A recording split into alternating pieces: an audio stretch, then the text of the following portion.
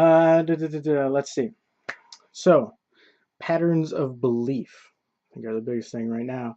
Interesting, last couple of days, it appears that a little curve might be developing my thoracic spine, which we've been putting a lot of pressure through the spine. And, the first chiropractor that found out my neck deformity up here, Michael Rixey, was very surprised that the rest of my spine was pretty straight and fairly healthy because it puts a lot of pressure throughout the spine. And I've been more limited on my activities like my joint mobility type stuff, especially in my spine, because I was worried about it. I wasn't sure about it. And so, just some issues with my spine. But I don't think they're going to be huge. I think they're going to be correctable and that I can work on that. But more to an interesting point. And I've been sleeping a lot the last 2 days because so extreme amounts of not doing anything except for sleeping, which is important.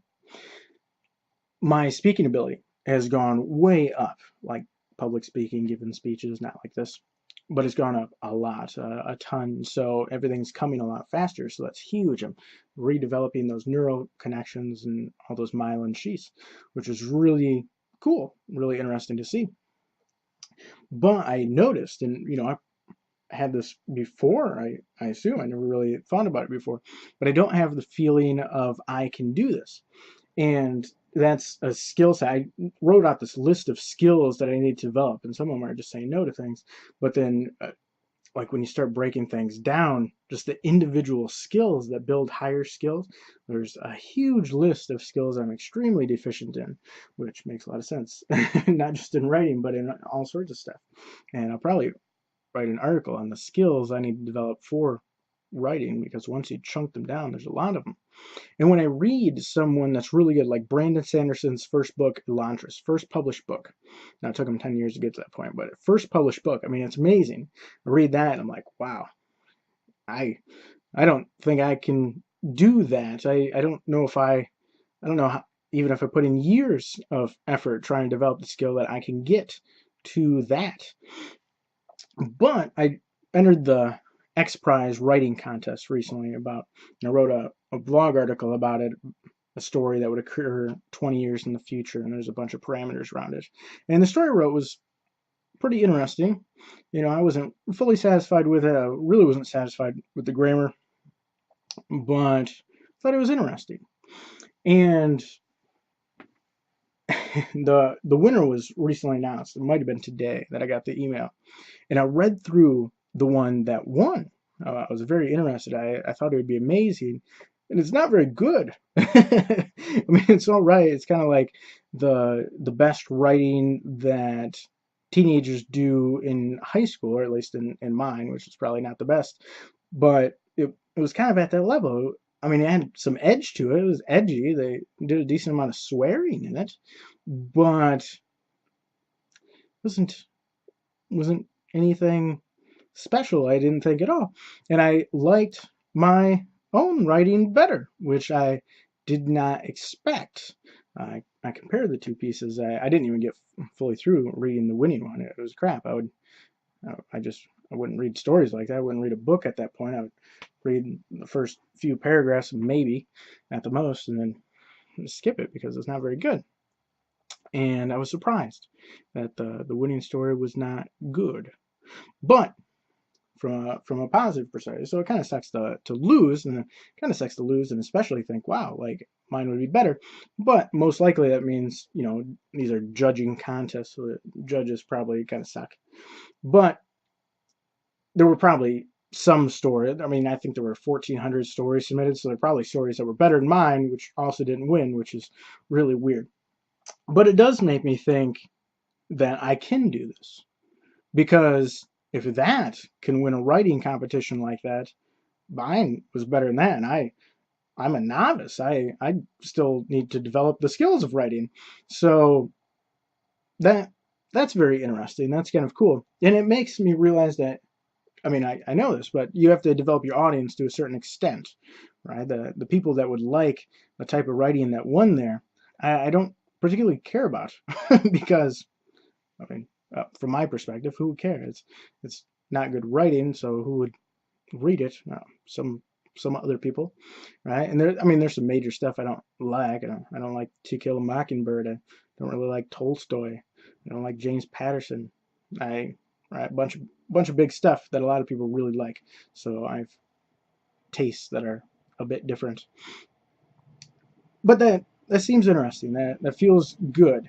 So there's because I was reading some of Elantris today from Brandon Sanderson and looking at the writing and the story construction, the characterization, just some of the sentences he puts together and how he jumps between different viewpoints and his page breaks. And I was thinking, wow, like I don't know if I'll ever be able to construct something quite like this. I want to. Obviously, I want to develop the skill set for that, but it's hard to imagine that I'll be able to do that at some points.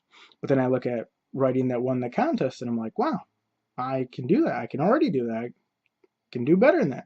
So it's interesting. But I think the point being that developing the belief that I can do whatever, all right, like I was phrasing before, heroic man in a benevolent universe, those are beliefs that I struggle with. They fluctuate.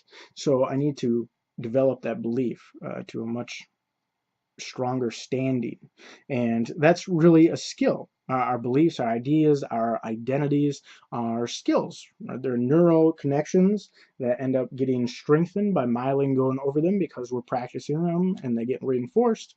And beliefs are a skill you can develop, which is kind of a new revelation for me, but very cool. It makes perfect sense. So thinking patterns are skills you can develop, right? Writing a novel, plotting a novel, writing a sentence. Those are all skills that are developed.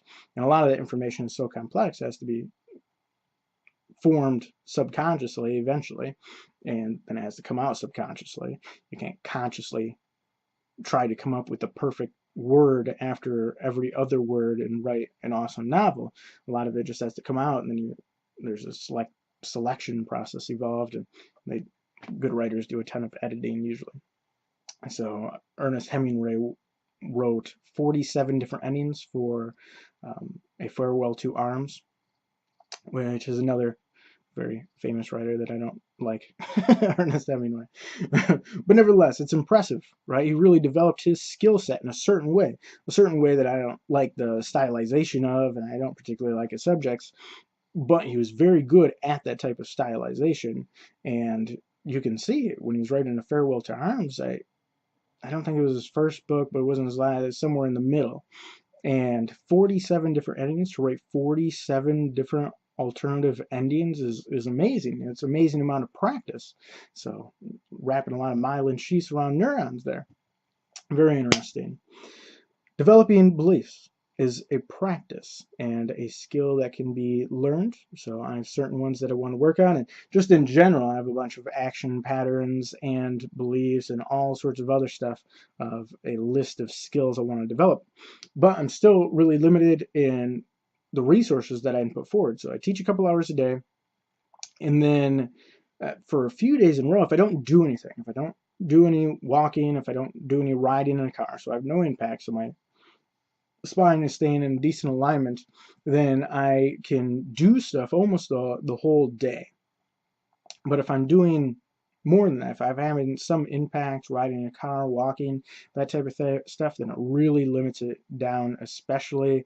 And like today, I drove to Grand Haven to go to the Toastmasters group, which was great. It was a lot of fun, good seeing some of my old friends that I haven't seen in quite a while. I don't know how long it's been, but it's been a while. But the impact of the car, I can really feel it. I pay attention to it now, obviously, but I can really feel it. And so I got a couple hours of teaching this morning. Then I slept almost the entire day, and I knew I would need some energy tonight. And then I went to that Toastmasters group, and then I've been a little active after that. Some posts. I've been talking to some people, doing some reading, and then I'm going to go to bed so I can work tomorrow morning. So there are really only 2 points in the day that I was able to really accomplish anything, and one in the morning might have been 4 hours, and then this evening might have been something like that too, like 4 hours. So 8 hours throughout the day, which is a normal work day, but you don't realize that you're actually active way more than 8 hours a day. That's just the work part of your day. You might get in 4 or more hours of, probably quite a bit more. You might get in 16 hours of being fairly active in a normal day. So on a fairly decent day, my capacity is half. Right? It's half. And that's kind of daunting. So it'll just be about being systematic and working through developing these certain skills, including the writing skills and also the belief skills, or the belief habits. It seems kind of weird to say belief skills, but all these different skills, which hopefully will build on each other. And I think I have a good opportunity to do that. So we'll see how it goes.